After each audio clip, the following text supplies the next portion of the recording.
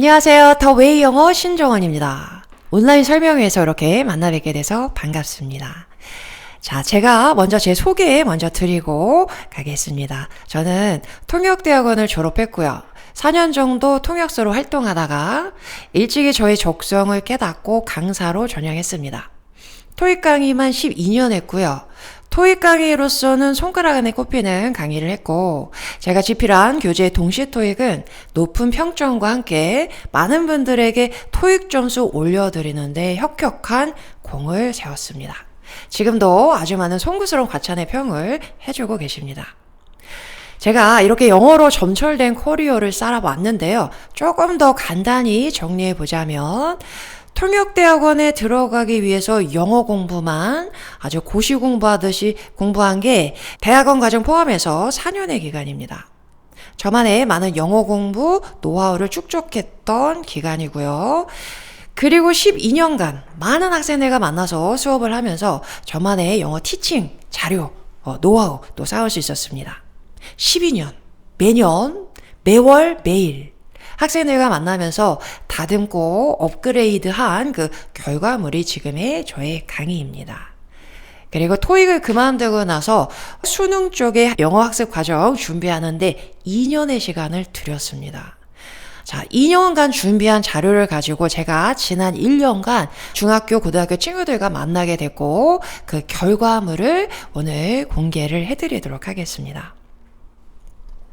정규 과정은 중3을 대상으로 하는 수업입니다.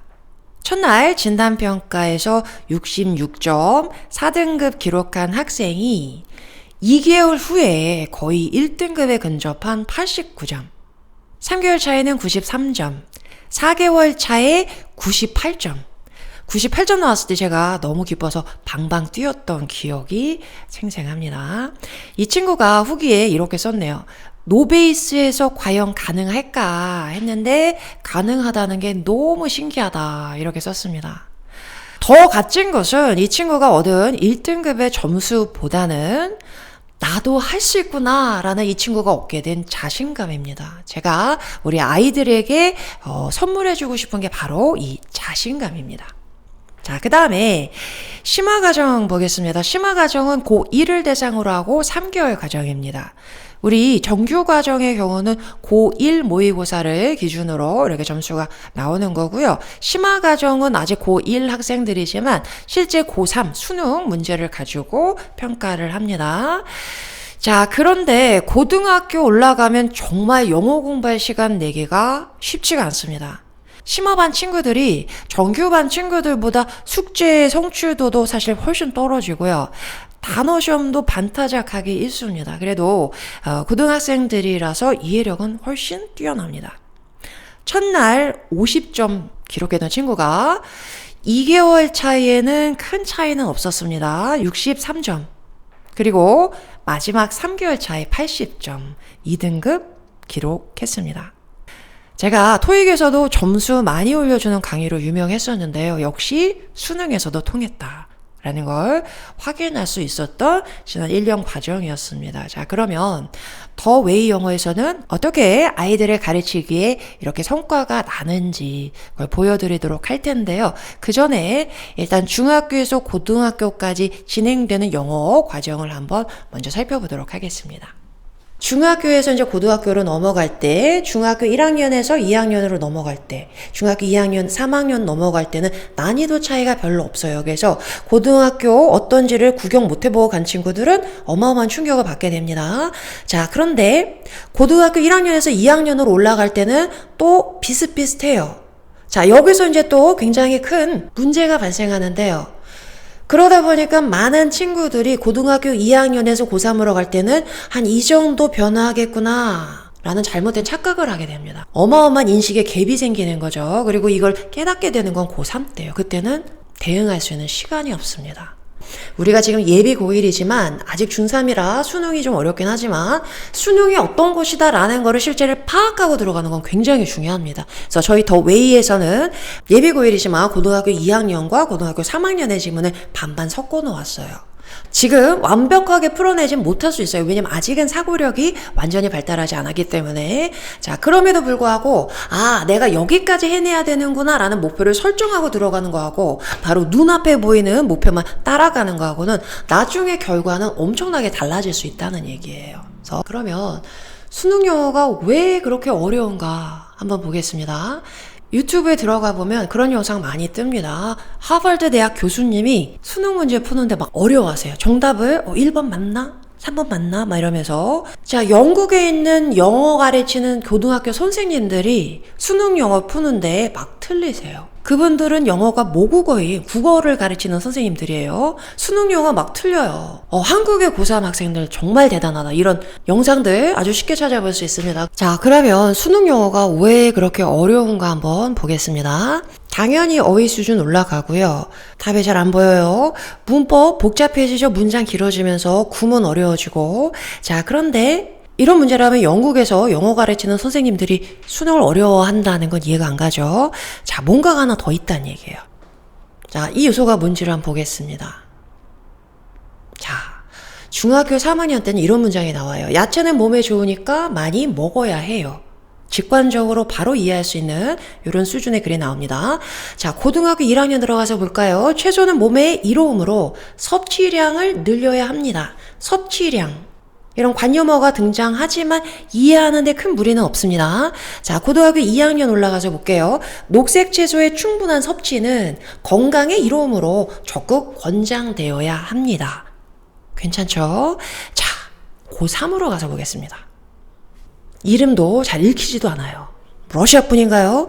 엔젤라 M. 집코빅 박사가 이끄는 세계 영양학회에서 2021년 발표한 연구 결과가 보여주듯이 채소 섭취의 빈도 및 비중 확대가 우리 건강에 미치는 긍정적 영향은 절대 간과해서는 안 될 수준에 이른다.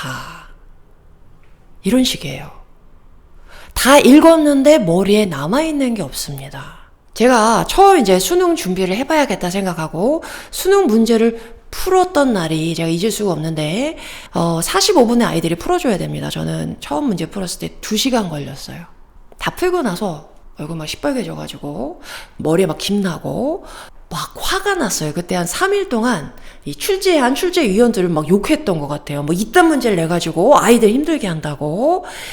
자, 그런데 가만히 생각해 봤어요. 도대체 왜 이렇게 어렵게 내느냐. 이제 여러 자료 찾아보고 또 유명한 선생님들 강의 저도 다 들었습니다. 이제 연구를 해야 되니까. 책도 찾아보고 했더니 자, 왜 이렇게 어렵게 내느냐. 저도 이제 학교를 떠나서 비즈니스에 속해 있었던 지가 이제 20년이죠. 그러다 보니까 학계에서 쓰는 언어를 이해를 못하고 있었던 거예요. 업계에서 아까 같이 그렇게 말하는 분들이 있으면 매장당하죠.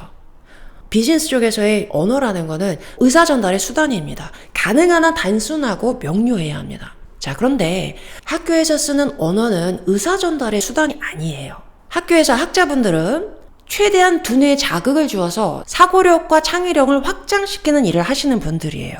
그리고 그 수단이 언어인 거고요. 가능한 복잡하고 현학적인 언어를 써서 사고력을 확장시키는 거. 이게 그분들이 하는 일이고 그 정당한 수단이 언어인 것입니다. 당연히 학교에 들어갈 우리 아이들에게도 이 능력을 가지고 있는지를 물어보겠죠. 자, 이걸 이제 이해하고 나서 수능 글을 보니까 이제 수능 글이 아름답게 보이기 시작하더라고요. 굉장히 잘 쓴 글들이 많습니다. 굉장히 기발한 생각들도 많고 주장들도 많고요. 자, 그러면 이제 저 혼자 그걸 아름답게 보면 안 되겠고 우리 아이들이 이 글을 이해할 수 있도록 이제 도와줘야 되겠죠. 제가 2년 동안 수능 자료도 준비하고 자, 어떻게 글 읽기를 해야 되느냐 이것도 연구를 했는데요. 제가 연구하고 정립한 글 읽기 방법 이제 보여드리겠습니다. 자, 첫 번째는 이겁니다. 쉽게 나만의 언어로. 자, 어떻게 하는지 보여드릴게요. 자, 이렇게 긴 글이 나와 있습니다.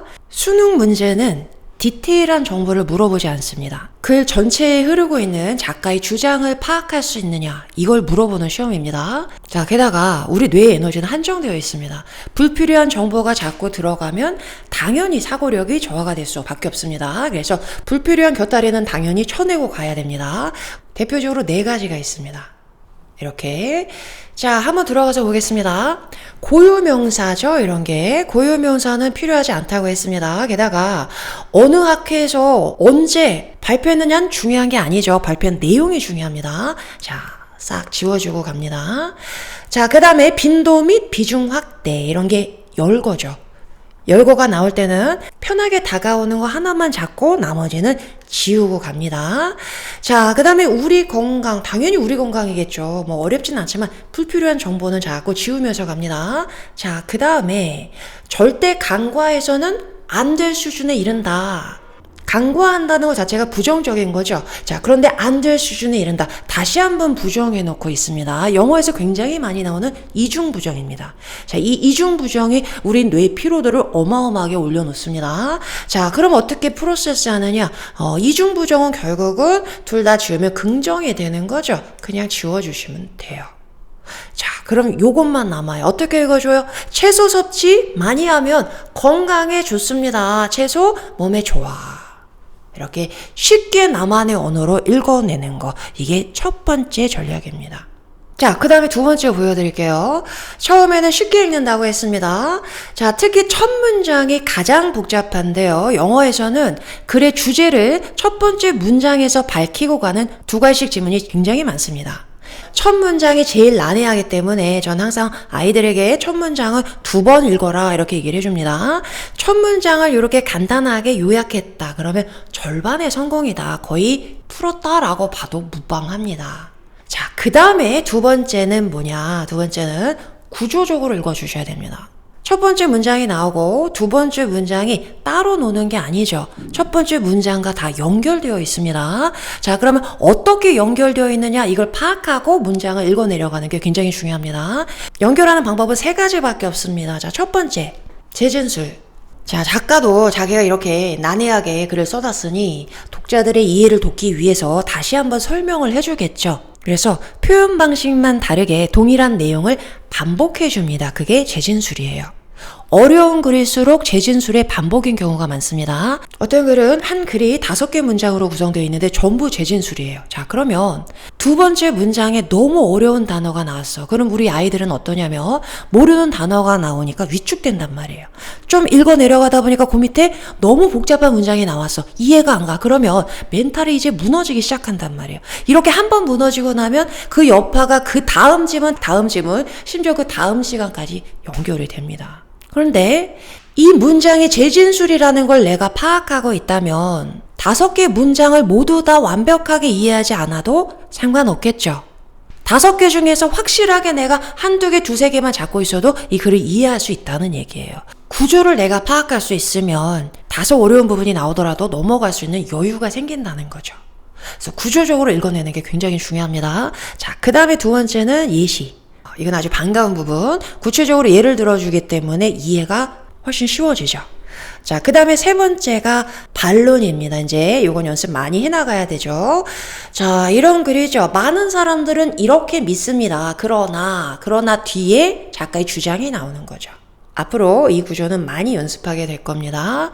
자, 이렇게 첫 번째 문장에서 내가 닻을 내리고 그 다음에 글의 구조를 파악해 나는 거. 요게 모든 글 읽기의 기본입니다. 이건 영어뿐만 아니라 국어도 마찬가지입니다. 국어도 비문학 굉장히 어렵게 나옵니다. 우리말인데 영어 못지않게 난해하게 나옵니다. 쉽게 구조적으로 이거는 국어에도 똑같이 적용될 수 있는 겁니다. 일단 영어에서 연습이 되면 국어에도 그 다음에 적용해 나가야 합니다. 자, 약간 추상적으로 들리셨을지도 모를 것 같아요. 그래서 저희가 실제 수능 문제에 한번 적용을 해보도록 하겠습니다. 자, 너무 부담 가지지 마시고 제가 도와드릴 테니까 같이 한번 풀어보실게요. 자, 이 문제는 작년 수능 문제입니다. 34번 문제는 대표적인 킬러 문항입니다. 그래서 안정적으로 1등급이 나오는 친구들도 얘는 일단 건너뛰고 가라고 합니다. 괜히 풀었다가 안 풀리거나 그러면 멘탈 무너지기 때문에 다 풀고 나서 시간이 남은 경우에 돌아와서 푸는 문제입니다. 자, 이 문제 같이 한번 저랑 풀어보시겠습니다. 자, 첫 번째 문장은 몇 번? 2번 읽는다고 했습니다. 자, 들어가서 보겠습니다. Successful integration of an educational technology. 자, 뭐라고 나왔습니까? 성공적인 통합. 이런 식이에요. 뭔가 확 와닿지가 않죠. 통합, 실행 뭐 이런 말들이 굉장히 관념적이라 뭔가 확 와닿지가 않습니다. 우리가 말이라고 하는 것은 말을 딱 봤을 때 뭔가 머릿속에 심상이 떠올라야 돼요. 근데 성공적인 통합 아무런 심상이 떠오르지 않는다. 그거는 소화가 안 된 말입니다. 버리고 가야 됩니다. 자, 성공적인 통합이 뭐겠어요? 성공이죠. 가능한 단순화 시켜야 됩니다. 자, 그 다음에 교육기술 이것도 너무나 추상적이에요. 자꾸 구체적인 내 생활 안에서의 예를 찾아내야 됩니다. 교육계에서 쓰는 기술이니까 지금 제가 쓰고 있는 이런 전자칠판 이런 거 들 수 있겠네요. 자, 그럼 전자칠판의 성공은 이렇게 읽어줍니다. 자, 전자칠판의 성공은 표시가 됩니다. is marked by that technology. 그 기술에 의해서요. 자, 어떤 기술이냐? being regarded by users as an unobtrusive facilitator. 너무 어려운 단어 나왔어요. 밑에 나와 있죠. 눈에 띄지 않는 facilitator of learning, instruction, or performance. 만만치 않습니다. 자, 첫 번째 문장은 무조건 2번 읽습니다. 다시 들어가 봅니다. 자, 교육기술 전자칠판의 성공은 어떻게 해야 성공해요? 표시가 됩니다. 그 기술에 의해서요.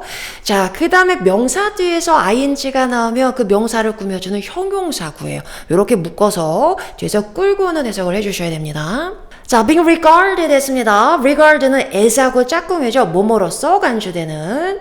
자, 기술은 기술인데 무슨 기술이냐? 사용자들에 의해서 눈에 띄지 않는 촉진제 너무 어려워요. 뭔가 쉽게 만들어주는 거니까 도구 정도 해석해 보겠습니다. 자, 그 다음에 뒤에 나온 게 열거죠. 열거됐을 때 편한 거 하나만 잡고 나머지는 지우고 갑니다. 자, 그러면 눈에 띄지 않는 학습 도구로서 간주되는 기술이 성공이다. 자, 주제문 요약해 보겠습니다. 제일 중요한 어휘는 요거겠죠. 눈에 띄지 않는. 교육기술의 성공은 결국 뭐다? 눈에 띄지 않아야 된다. 와, 닿으시나요? 심상이 그려지나요? 자, 그럼 다시 볼게요. 우리 전자칠판 예로 들기로 했습니다. 전자칠판이 성공했다는 걸 가늠하려면 어떻게 해야 된다? 눈에 띄지 않아야 된다. 이 큰 게? 자, 이런 식으로 자꾸 지문과 대화를 하면서 읽어가야 됩니다. 무조건 받아들이면 안 되고요. 그래야 그 다음 문장들도 더 머리에 쏙쏙 들어옵니다. 자, 그런 의문을 가지고 두 번째 문장 들어가서 보겠습니다. 두 번째 봤더니 포커스가 shift, 이동을 합니다. 자, from A to B 구문이 나왔네요. 우리의 초점이 어떻게 이동하냐면 기술에서 educational purpose, 교육 목적이니까 기능이 되겠죠. 기술이 아니라 우리가 어디에 초점을 맞춰야 된대요? 기능에 초점을 맞출 때 그때 그 기술은 성공으로 간주가 된다. 자, 보겠습니다. 다시 재진술이네요. 기술이 아니라 그 기능에 주목할 때 우리가 성공이라고 얘기할 수 있다. 자, 그러면 두 개 연결해서 읽어보겠습니다. 기술이 눈에 띄면 안 되고 기능이 눈에 띄어야 성공이다. 우리가 전자칠판 보는데 해상도가 어떻고 하드웨어가 어떻고 막 이런 기술에 대해서 얘기하면 성공 아니라는 얘기죠. 전자칠판이 있으니까 바로바로 이렇게 텍스트 띄울 수 있어서 참 편하다. 뭐 이런 기능이 눈에 띄어야 된다는 거죠. 자, 이렇게 연결했으면 이 글은 다 풀어냈다고 볼 수 있습니다. 자, 그 다음 가서 볼게요. 어떻게 연결되는지. 세 번째 문장 보니까 뭐가 보이나요? 여기 이거 보이네요. 볼 포인트 펜. 볼펜이죠. 우리 괜히 거창하게 막 전자칠판 얘기했는데 대표적인 교육기술 볼펜이네요. 우리가 볼펜 얘기할 때 막 기술 얘기하는 사람 있나요? 이 볼펜이 안에 볼이 어떻게 돌아가는 거지 그 기술 알고 계세요? 저는 전혀 모릅니다. 이 볼펜은 그냥 미끄럽다 아니면 이 볼펜은 빨리 닿는다 뭐 이 정도만 아는 거죠. 그 기능에만 우리가 주목하지 기술에 아무도 신경 쓰지 않습니다. 성공한 기술이네요. 그죠? 볼펜은 성공이다.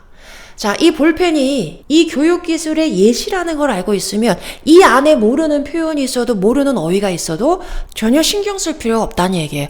나는 작가가 얘를 여기다 왜 썼는지 의도를 알고 있으니까요. 작가 주장을 이해했으니까요. 그죠? 자, 그 다음 문장 들어가서 보겠습니다. 자, 그 다음에도 또 이거 나왔네요. Personal computers 했습니다. 그렇죠. 당연히 컴퓨터 교육기술이죠. 자, 그런데 얘는 좀 자세하게 보겠습니다. Have reached a similar level of familiarity. 비슷한 수준의 친밀감에 도달했습니다. 친밀해요. 그럼 성공이잖아요. 그죠? For great many users. 많은 사용자들을 위해서는 친밀하대요. 그러나 but certainly not for all 했습니다. 그러나 모두를 위해서는 아닙니다. 아직 여전히 컴맹이 있긴 하니까. 그죠? 자, 볼펜 정도는 아니지만 컴맹이 있긴 하지만 그래도 뭐다? 컴퓨터도 거의 성공한 교육 기술이다. 두 개의 예시가 나왔습니다. 이렇게 예시가 여러 개 나오면 하나 보고 하나는 대충 보고 가셔도 돼요. 시간 단축해야 되겠죠.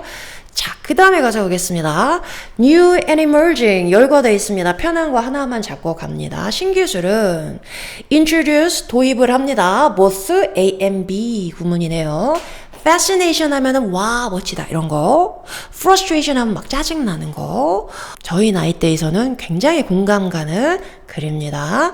자, 재진술인데요. 신기술 반가운가요? 저는 별로 안 반가운 것 같아요. 굉장히 부담되죠. 짜증나고. 자, 이런 얘기가 나왔습니다. 이제 드디어 마지막 문장입니다. 그러면 마지막 문장에서 여기 뭐 멋있는 것도 아니고 갑자기 반전이 일어나진 않겠죠. 자, 얘도 역시 재진술이 될 겁니다. 자, 그러면 우리가 여기 빈칸에 들어갈 말을 골라와야 합니다. 자, 그런데 처음에 이 빈칸 추론을 푸는 많은 아이들이 자, 답 골라봐 그러면 빈칸에 들어갈 말을 자기 머릿속에서 골라와요. 우리나라 고등학교 교육은 아직은 너의 생각을 물어보진 않습니다. 출제자의 생각을 물어봐요. 그러니까 빈칸에 들어갈 말을 내 머릿속에서 찾아오면 안 됩니다. 그래서 이미 작가가 자기 주장을 얘기했어요. 그걸 찾아와서 여기서 넣어주시면 됩니다. 자, 그러면 작가의 주장을 우리 여기서 다 파악했잖아요. 뭐라 그랬습니까? 교육 기술에 주목하면 안 되고 기능에 주목해야 그 기술은 성공이다. 자, 그러면 여기서 이 말을 골라오시면 되는데 자, 이 글은 정답률이 43%, 반타작도 못했습니다. 그죠? 자, 뭔가 함정이 더 있다는 얘기예요. 그 함정이 어디 있느냐? 여기 나와 있네요. not이 나와 있죠. 부정어가 딱 들어가게 되면 오답률이 2배로 갑자기 뜁니다. 이 훈련 잘 해놔야 됩니다. 자, 그러면 여기 들어가는 말이 반대가 돼야 되겠네요. 자, 그럼 보겠습니다.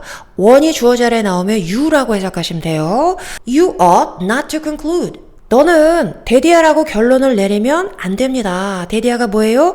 기술이 성공이라고 결론 내리면 안 됩니다. 자, 그러면 뭐예요? 성공이 아니라는 얘기죠. 뭐뭐 하면 성공 아니야. 자, 빈칸에 들어가는 건 여기 나온 말의 반대가 돼야 되겠네요. 자, 그러면 다시 반대로 정리해 보겠습니다. 기술이 눈에 띄면 안 된다 그랬어. 근데 기술이 눈에 띄면 성공 아니야. 이렇게 가야 되겠죠. 저는 항상 보기를 읽기 전에 여기다가 답을 써놓고 가라고 얘기를 합니다. 써놓지 않고 보기로 들어가면 보기도 굉장히 난해하단 말이에요. 그러면 이것도 되는 것 같고 저것도 되는 것 같고 이런 생각이 들어요. 자, 반드시 여기다 자기의 생각을 요약을 해놓고 가야지 이 요약이 기준이 돼서 그것과 비슷한 말을 찾아올 수가 있어요. 그렇죠? 자, 그럼 여기다 뭐라고 쓸까요? 기능이 아니고 기술이 눈에 띄면 성공 아니야.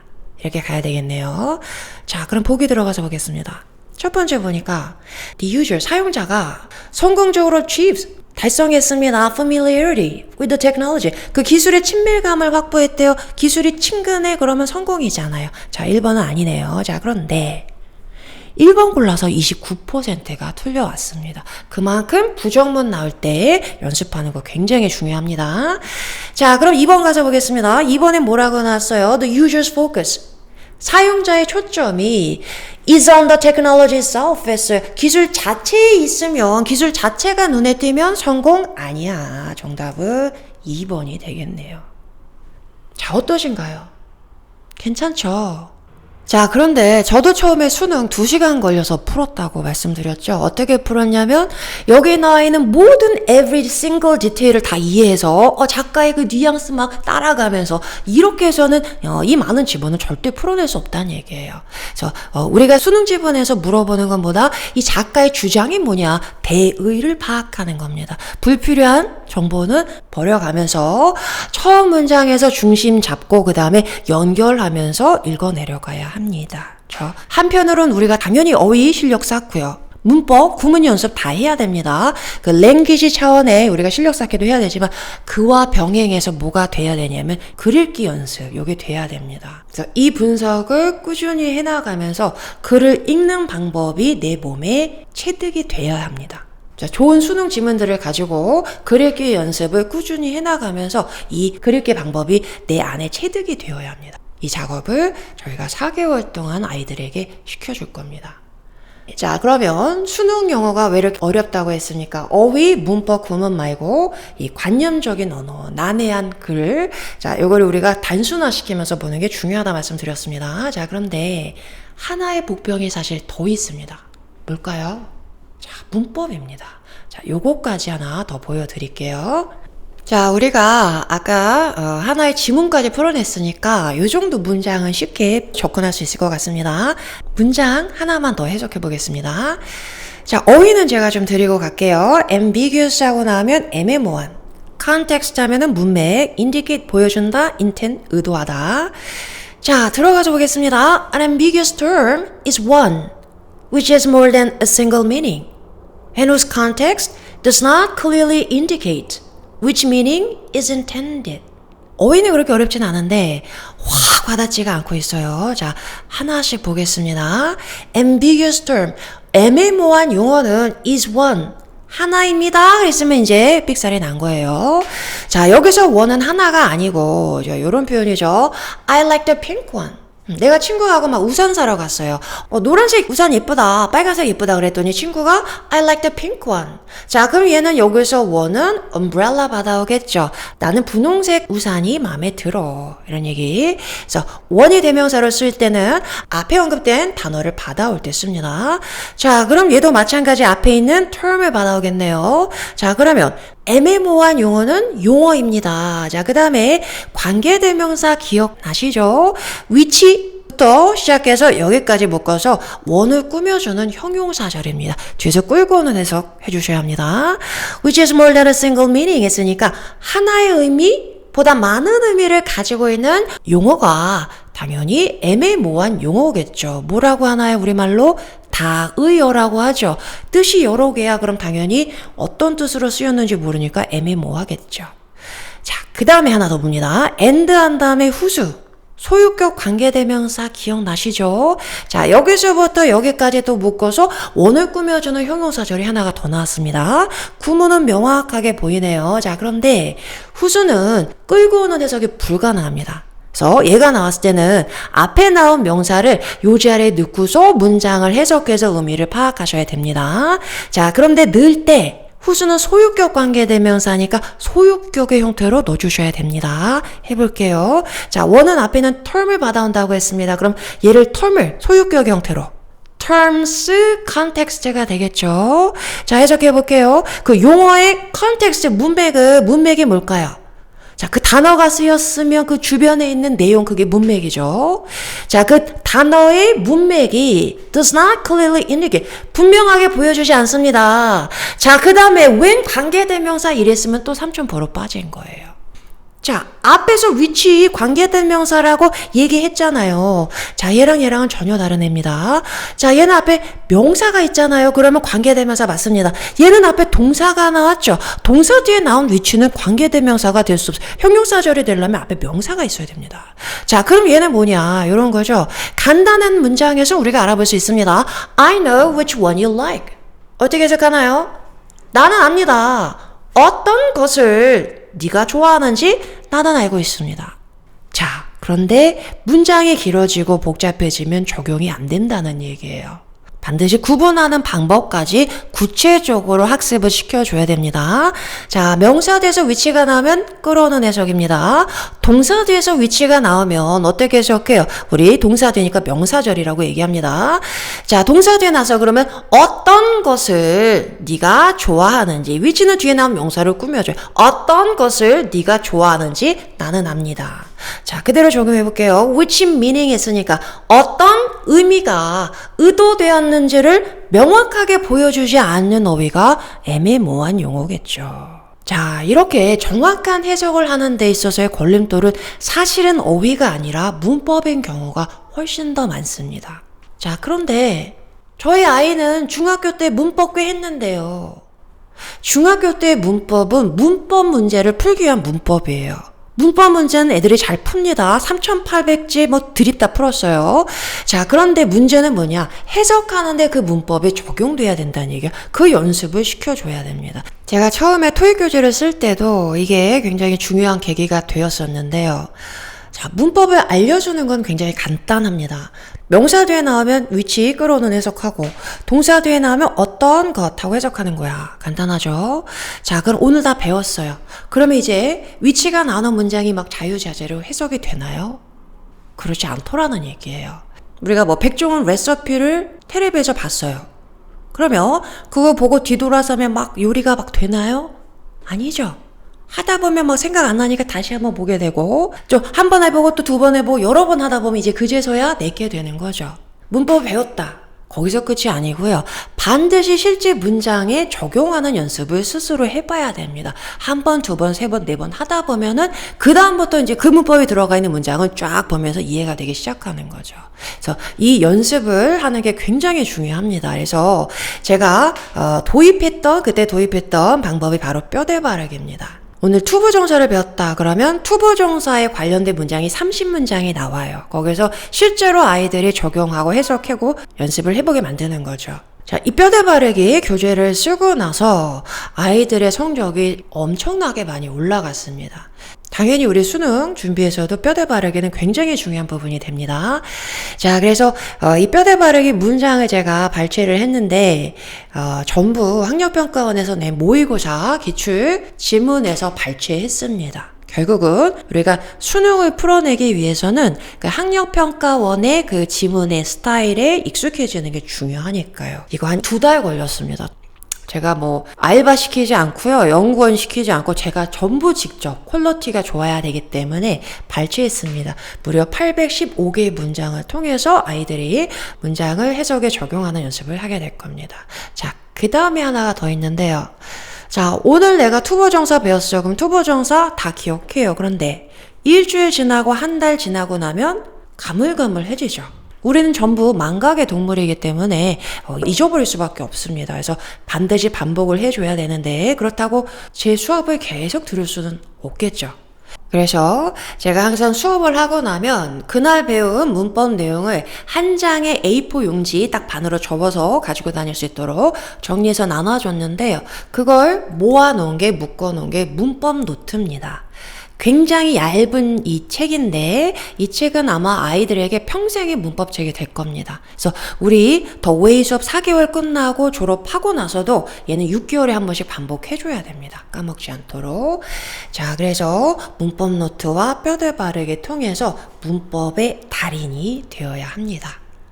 문법에서 흔들려가지고는 이 어려운 수능의 지문을 이해하기란 불가능합니다. 자, 그럼 전체적인 더 웨이 영어 커리큘럼을 좀 보여드리겠습니다. 아까 설명드린 문법 수업으로 진행이 되고요. 문법 수업 하고 나서는 바로바로 뼈대 바르기 연습을 수업 시간에도 진행을 합니다. 그리고 글읽기 능력 쌓아가는 중요한 독해죠. 모의고사 지문 통해서 독해 계속 해나갈 거고요. 리스닝이 또 굉장히 중요한 하나의 파트인데요. 요거는 다음에 한번 기회가 되면 자세하게 좀 설명을 드리도록 하겠습니다. 저희 수업에는 리스닝 수업이 매일매일 들어가고 이 리스닝 자료들을 가지고 영장 연습 주력합니다. 자, 그러면 이렇게 4개월 과정으로 펼쳐져 있는데요. 문법. 첫 달에 준동사. 가장 중요한 부분입니다. 요게 정리가 되면 아이들이 머릿속에 뿌연 안개가 좀 거쳐가는 느낌이 들어요.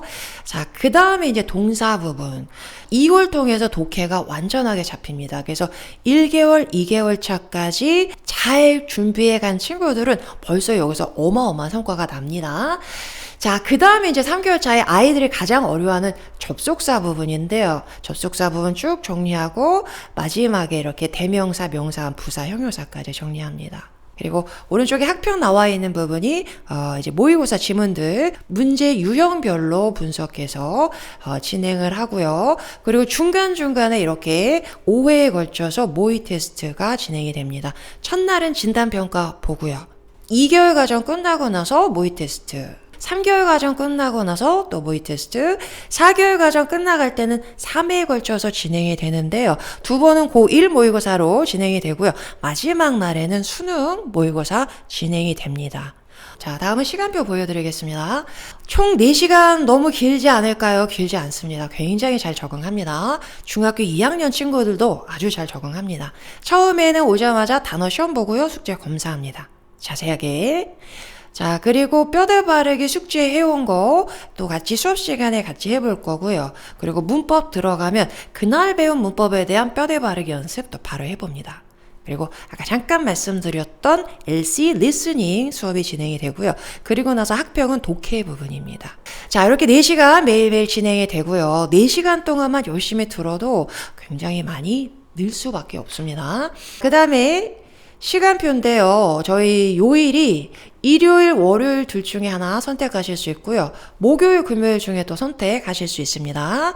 그러니까 4가지 옵션이 가능하세요. 일목, 일금 가능하시고 월목, 월금 가능하십니다. 자, 시간은 평일은 5시 반에서 9시 반까지 진행이 됩니다. 주말은 1시 반부터 5시 반입니다. 그러니까 일요일 수업은 1시 반부터 5시 반까지 진행이 됩니다.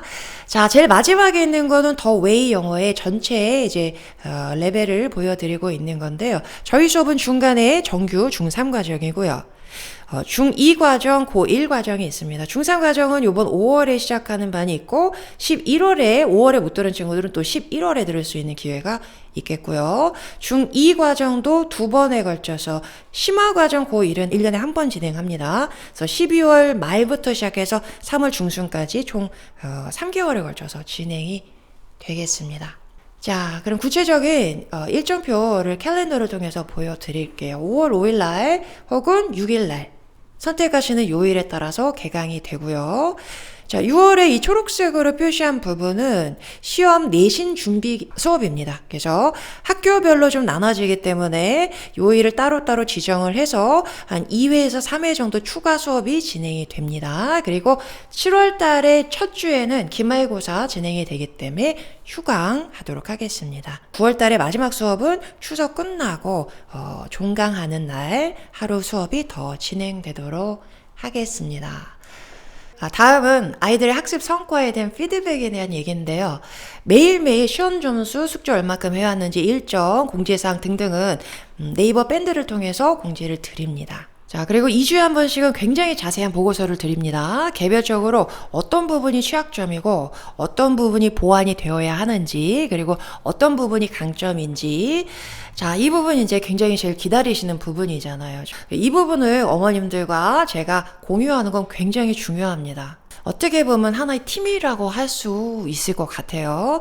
게다가 제가 아이들을 만나는 기간은 4개월이고 4개월이 지나고 나면 또 총괄 매니저는 어머님들이기 때문에 제가 어머님들에게 제가 그 모든 것들을 공유해드리는 건 굉장히 중요합니다. 그래서 여기서 보시고 더 자세한 설명, 더 자세한 상담이 필요하시면 언제든지 전화 주시면 되겠습니다. 자, 이렇게 해서 더 웨이 영어에 대한 설명 긴 시간 들어주시느라고 너무 수고 많으셨습니다. 더 자세한 상담이나 문의 필요하신 분은 여기 나와 있는 연락처로 언제든 전화 주시면 되겠습니다. 자, 오늘 설명은 여기서 마치도록 하겠습니다. 감사합니다.